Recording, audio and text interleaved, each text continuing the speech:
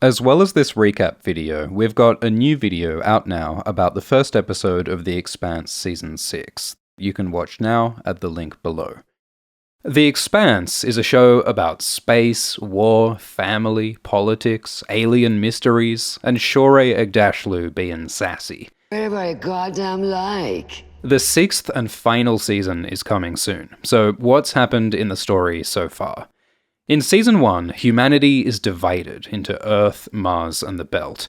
Earth is powerful, but it's old and slow, its environment strained by overpopulation. Mars is a new rival superpower with advanced technology, unified by the dream of terraforming Mars. The asteroid belt and outer planets are mined for resources. The people of the belt have their own culture and language, and bodies adapted to space. But the Belters are oppressed and exploited by Earth and Mars, so activists and extremists like the OPA fight for freedom for the Belt. In Episode 1, a mining ship called the Canterbury is mysteriously destroyed, sparking conflict across the solar system. 4 survivors of the attack form an unlikely crew.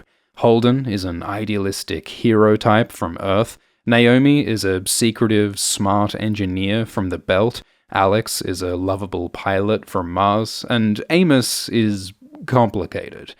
Amos grew up in Baltimore as a victim of organized crime. He's emotionally detached and often violent, but he follows Naomi as his moral guiding light.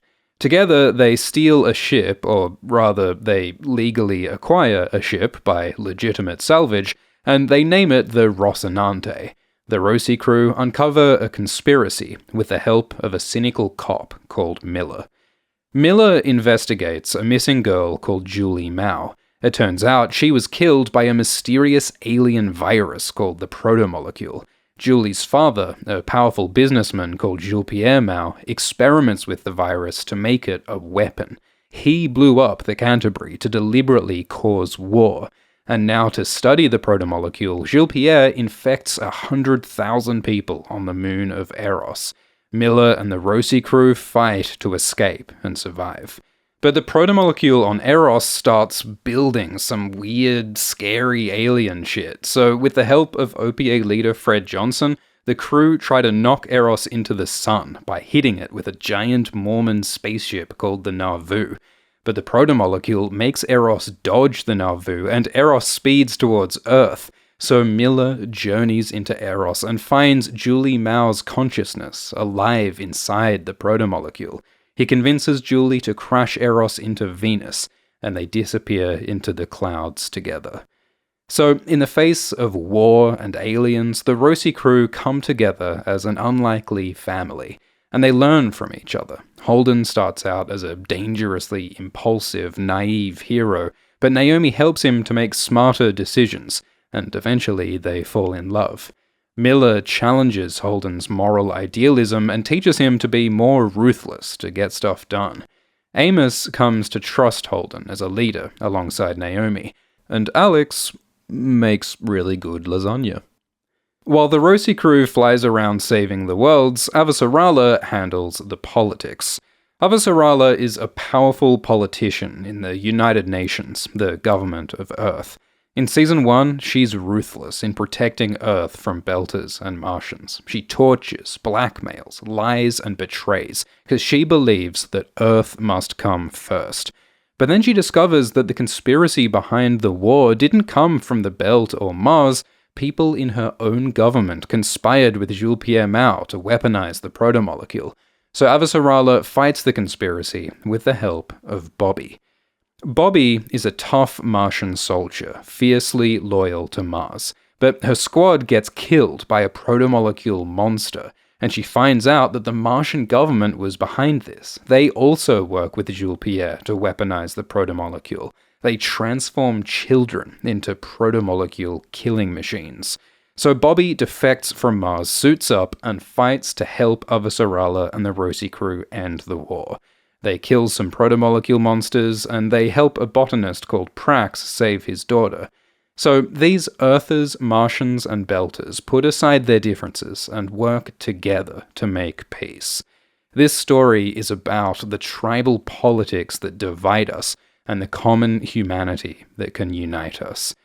But meanwhile on Venus, alien forces grow. In Season 3, the protomolecule that crashed into Venus rises back up from the clouds and forms a mysterious ring, like a stargate or wormhole. Everyone goes to investigate, and among them is Clarissa, Jules Pierre Mau's eldest daughter. Clarissa wants to avenge her father's downfall by destroying Holden. She gets high-tech bio-implants that enhance her speed and strength for short bursts. They're terrible for her health long-term, but all Clarissa wants now is revenge. So Clarissa kills a bunch of people and frames Holden for the crime. The Roci flees through the ring into the mysterious alien space within. Holden gets visions of Miller, whose consciousness now exists within the protomolecule. Miller guides him to the ring station, a mysterious structure at the center of the ring space, and Holden learns that the ring and the protomolecule were created by some ancient aliens called the Builders, but the Builders were destroyed by some other mysterious alien entities. Naomi works on the Behemoth, a giant OPA ship converted from the old Mormon ship, the Nauvoo. The Behemoth represents the dream of a free Belter nation. Naomi's friend Captain Drummer clashes with Ashford over their differing views on governance.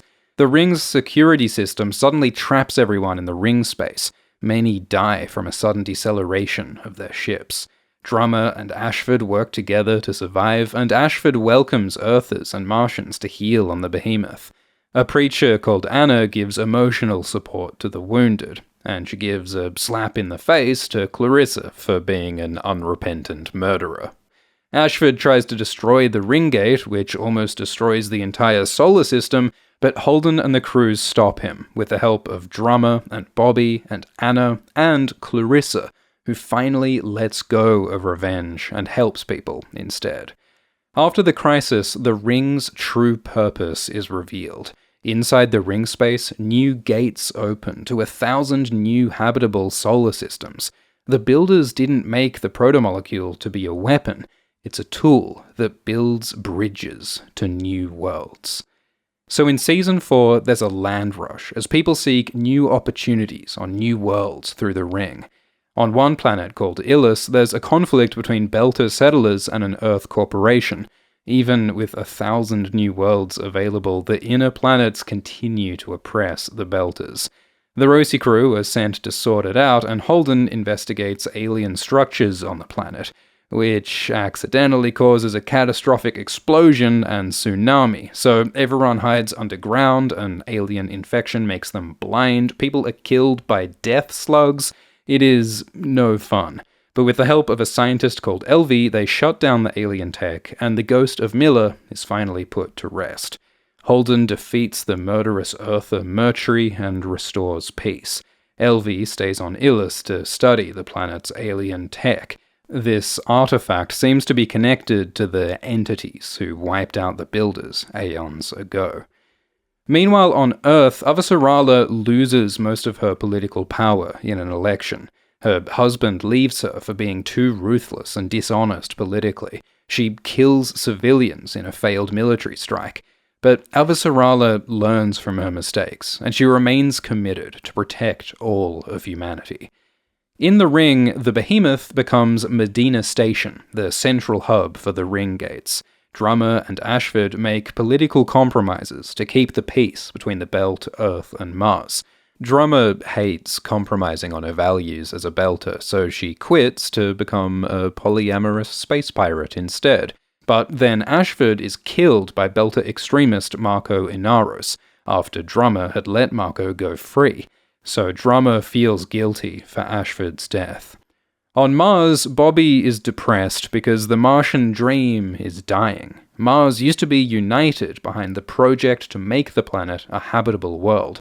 But now, there's no point in terraforming Mars because there are thousands of already habitable worlds through the ring gate.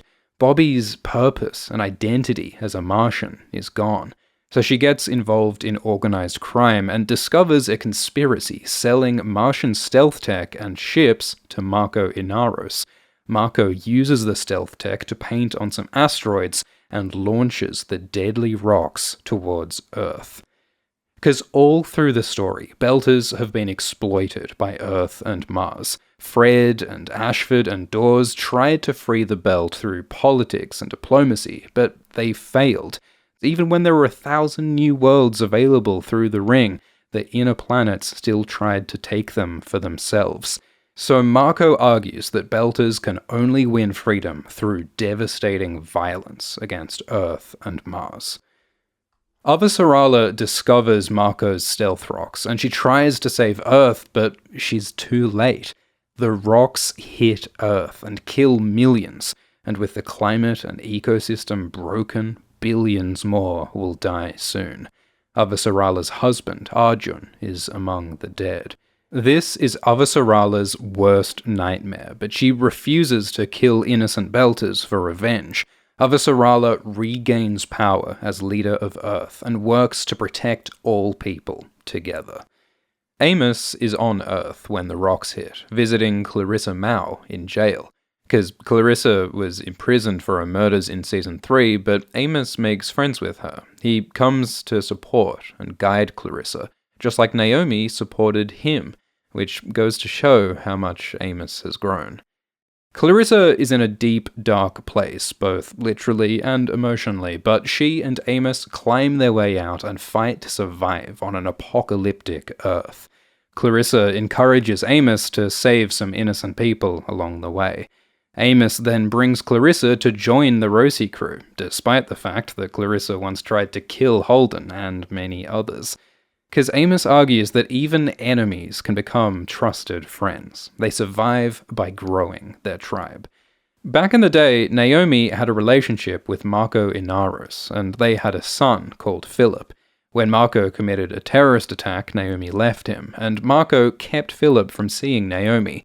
Ever since, Naomi felt grief and guilt at the separation from her son. So now she finds Philip and finally reunites with her long-lost child. But Philip captures her and brings her to Marco.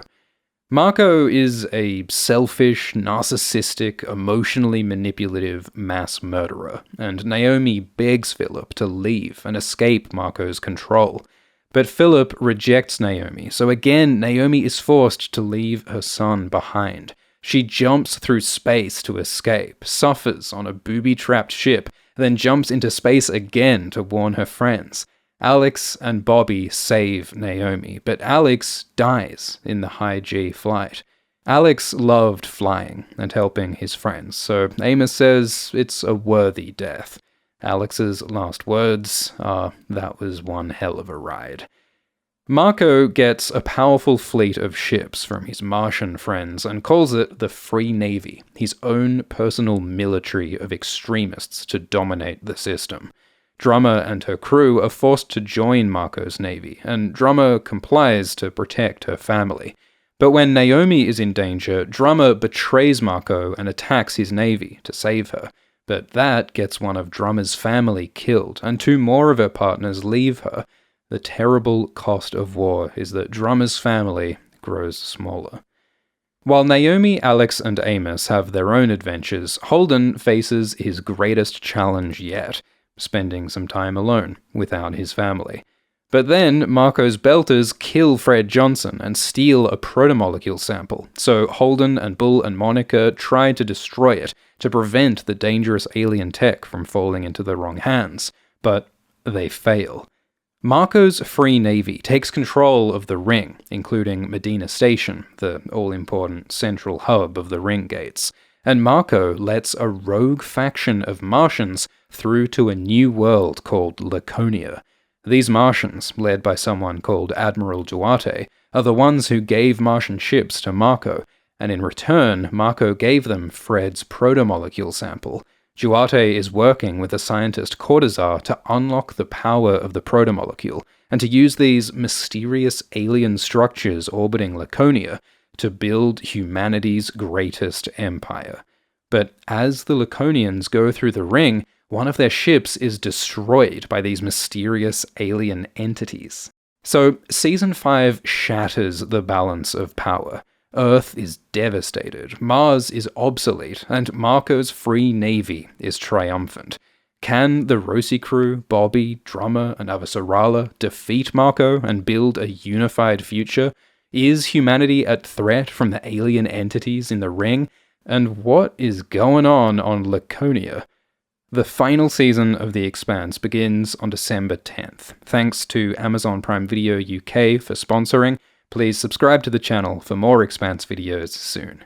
Thanks to patrons Roman Solus, Forest Dew, Valerie Lara, Malil Whitetail, Jackson Longmire, and The Ultra Cheese. Cheers.